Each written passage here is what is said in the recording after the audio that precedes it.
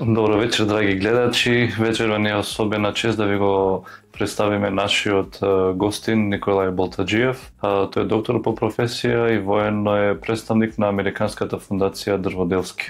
Се надевам дека ќе уживате во интервјуто, останете со нас. Добре ли дојдовте, господине Болтаџиев?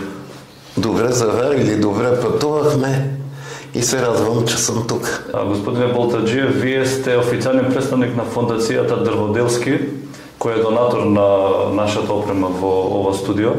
Ви благодариме за донацијата. Сакаме да ве замолиме да ни кажете нешто повеќе околу фундацијата, за покојниот Александар Дрводелски, за неговите синови. Александър Дрводелски той живее и работи в Чикаго по едно стечение на обстоятелствата. Историята му, вие я знаете, може да я кажа накратко, той още като дете е антикомунист по убеждения и идване на комунистическия режим го завърва в ученик в гимназията. С дълги перипети успява да избяга от България, отива в Чехия и започва да учи там.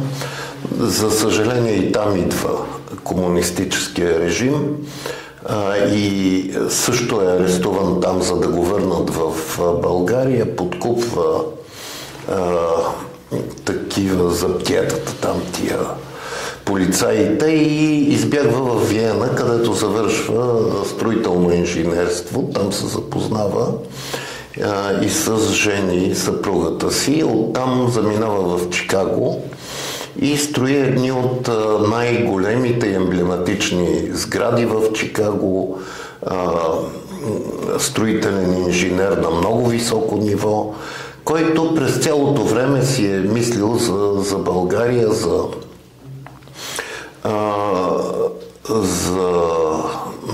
освобождението от комунизма, което дойде след време, разбира се. Като, между другото, той е от Северна България, но съпругата му корените и са тук от Щип. Да, и сега сме радостни, че едно момиче, студентка от Щип, получава стипендия на името на Дрводелски. Може би и тия сантименти ни доведоха да помогнем с едно студио, да се направи студио, както ви казах, и на мене дядо ми от Пехчево. Така че и аз, както каза и доктор Кацаров, мисля, че сме много свързани като народи. Ние сме, разбира се, в Македония аз се чувствам като в България. За съжаление, вече отдавна и аз не съм идвал. Преди идвахме, аз съм идвал на концерти на почивка на Охридското езеро с приятели. За съжаление, напоследък това позамря малко с надеждата, че ще се оправи. Надявам се и студиото да върши добра работа в добра насока. Интересите са общи. Ние българите също искаме Македония да е в Европа, да може да пътуваме, да може да обменяме повече контакти. Аз имам приятели македонци също тук от Скопие, близки, много близки и така. Вие сте доктор и член на Съветот на Българскиот фонд за здравство. Кажете ни нещо повече за себе. Аз съм и лекар и хирург, имах частна болница, но където също лекувахме и македонци преди години, когато нямаше очна клиника в Македония. Аз говоря за преди 20 години, когато много македонци се оперираха в моята болница. Сега съм от другата страна, сега съм в ръководството на Националната здравноосигурителна каса и смятам, че мога да дам там своя принос. Но вижданията ми са такива, че има много голяма нужда от реформи. Колкото и да върви напред една система, тя е нужно винаги да се реформира. Какво е вашето мислене за здравството в Македония? По-добре, следейки, тъй като отделяйки се като самостоятелна държава, Македония очевидно имаше големи проблеми, нямаше специалисти, както казах, нямаше очна клиника, нямаше цели специалности. Аз, доколкото си спомням, сърдечната хирургия беше зле. Тук идваше професор Чирков, ако не се лъжа. Имам приятели, които са... съпругата е лекар, тя е от Македония, които имат частна болница в София и направиха подобна тук в Македония, в Скопие. И мисля, че много се разви здравеопазването в Македония, защото то почна от много ниско ниво, имайки предвид, че Македония не беше самостоятелна. Да. И всичко това, което казах, мисля, че малък принос и ние дадохме каквото може. Дали има нещо, що българското здравство може да направи и да помогне на македонското в момента? Аз мисля, че сме помагали. Стана въпрос и ние и ваксини сме давали, както казах, и частни болници тук са работили, инвестирали, помагали сме с специалисти. Възможно е и още да се работи, стига да са добри отношенията. Аз преди палях колата, идвах да слушам Карлос Сантана и се прибирах, а сега ми е трудно да стигна.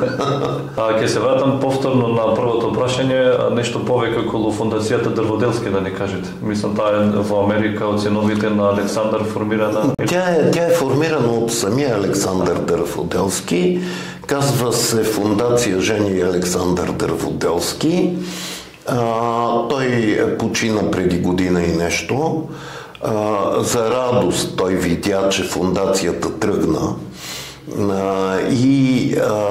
Това е добрата страна, ако може така да се каже, че една негова мечта беше осъществена и сега работиме в негово име и работиме в посоки, които смятам, че той ще е доволен от това.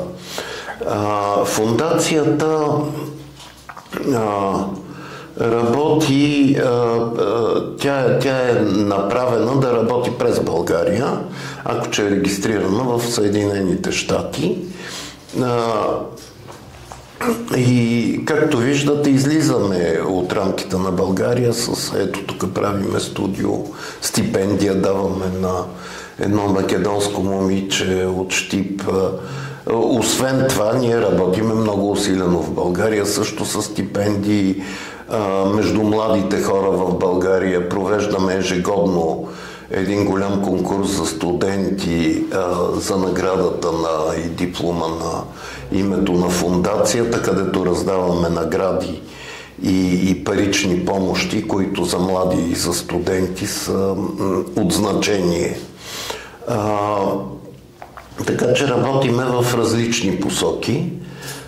Както казах, ние сме съсредоточени в България, но близките ни отношения с Македония позволяват да направим нещо и Македония. Още повече самият Александър Дърводелски много обичаше Македония.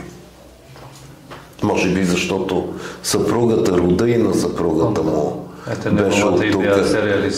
Аз ви казах, моя дядо от Пехчево, нали аз съм. Прадядо ми е Поп Георги от Пехчево.